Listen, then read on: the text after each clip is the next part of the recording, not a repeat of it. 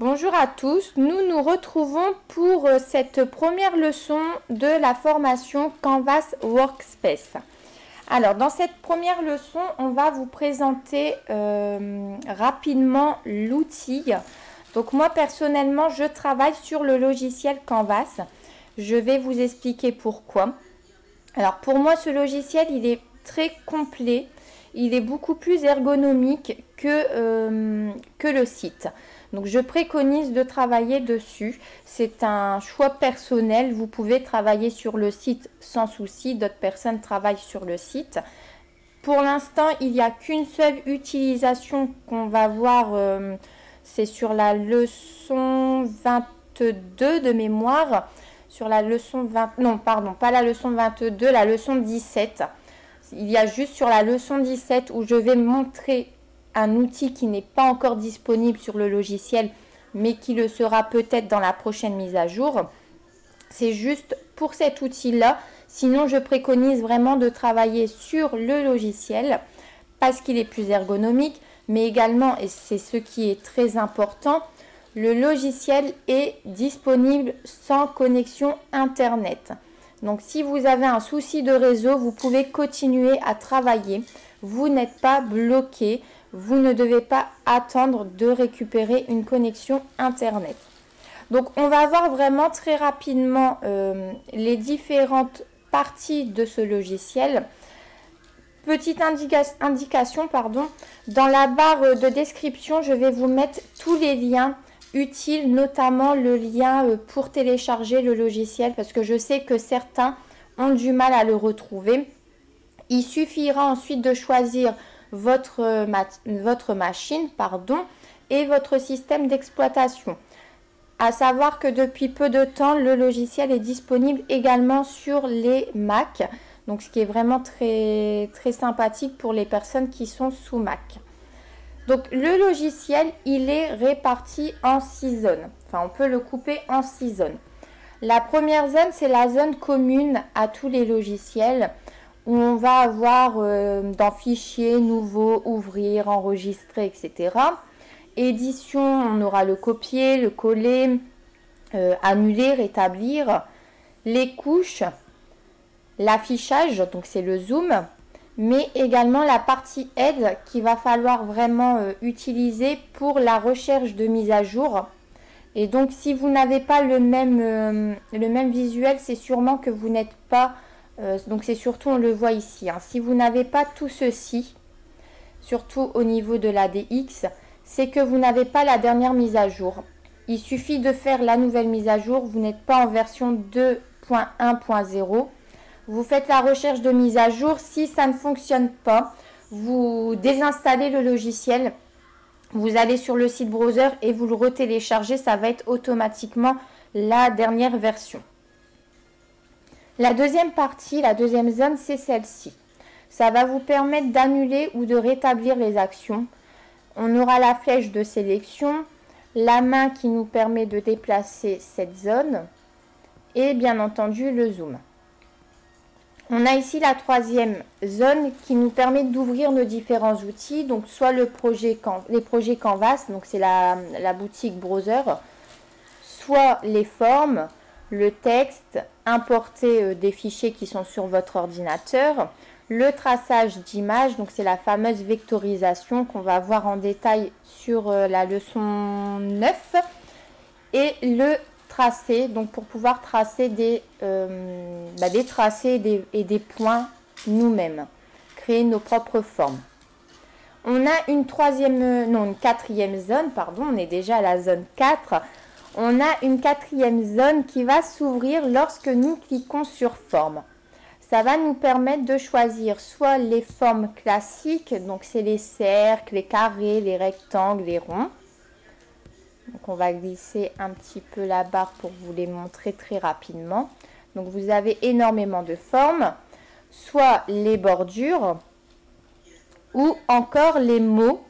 À savoir que malheureusement il y a très peu de mots en français, mais ce n'est pas grave, on en a quand même des sympathiques qu'on peut exploiter, utiliser.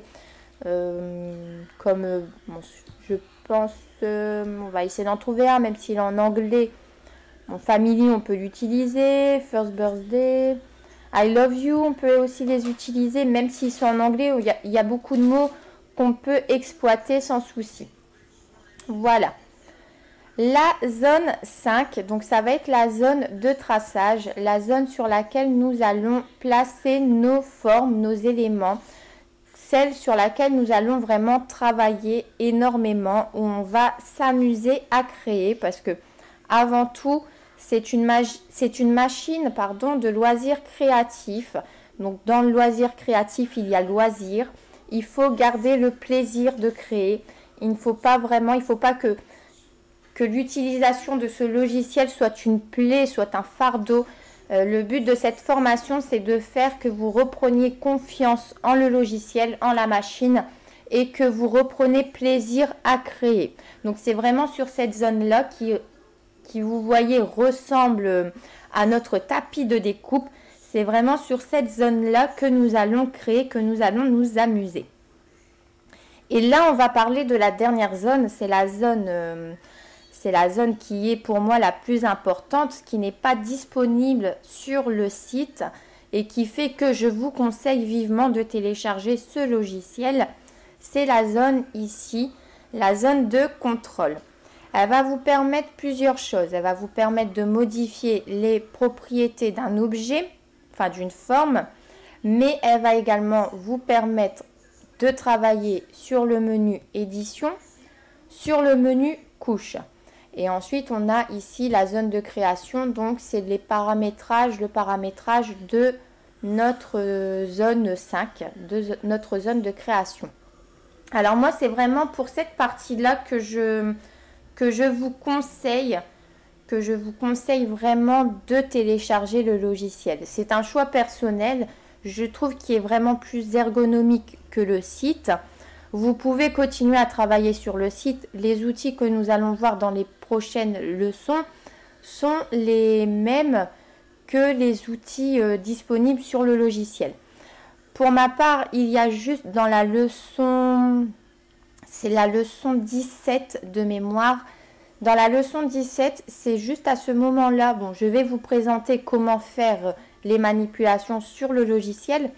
Mais il y a un outil, un petit outil qui est disponible sur le site, qui n'est pas encore disponible sur le logiciel, peut-être dans la prochaine mise à jour. Je compte envoyer un mail à Browser pour savoir s'il compte rajouter cette option sur le logiciel. Il y aura juste à ce moment-là où je vais passer sur le site, mais néanmoins... hormis cet outil, je travaille essentiellement sur le logiciel Canvas directement. Il est beaucoup plus ergonomique. On va pouvoir travailler ici sur les couches, les déplacer, les modifier, tout en travaillant ici sur édition. On ne va pas devoir à chaque fois faire édition, redimensionner, on travaille, on repart, etc. Ça va nous faire gagner énormément de temps.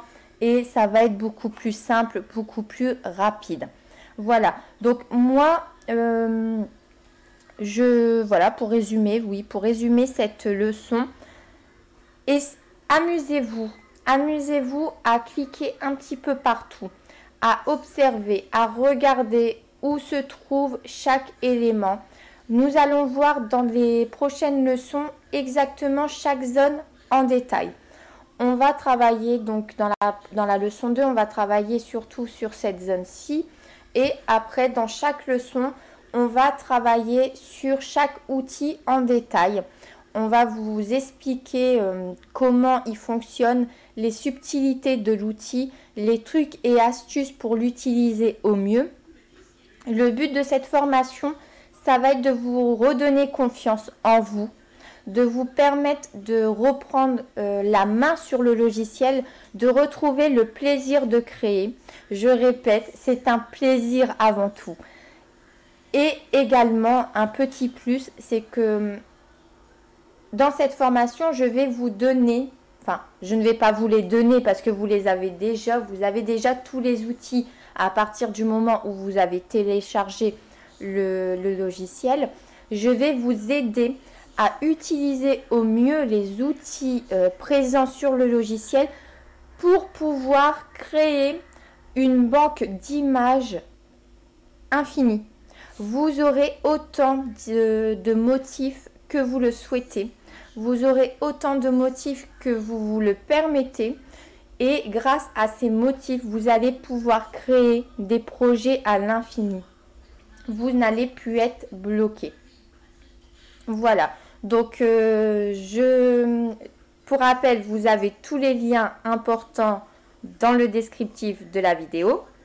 N'hésitez pas à commenter, à me poser toutes les questions que vous souhaitez.